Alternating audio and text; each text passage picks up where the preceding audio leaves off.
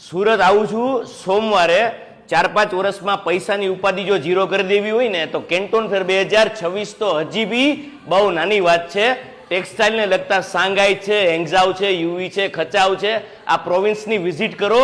Zhejiang પ્રોવિન્સની વાત કરું છું. શહેરો વિઝિટ ત્યારે કરજો જ્યારે પ્રોડક્ટની સમજ હોય. ટેક્સટાઇલમાં ચાઇના 70%થી વધારે આખી દુનિયા ઉપર કંટ્રોલ કરે છે. પછી મશીનરી હોય કે મટીરિયલ હોય, મટીરિયલની અંદર ફેબ્રિક હોય, નેચરલ ફાઈબર હોય, બાંબુ હોય કે નવા એસ્થેટિક મટીરિયલ હોય.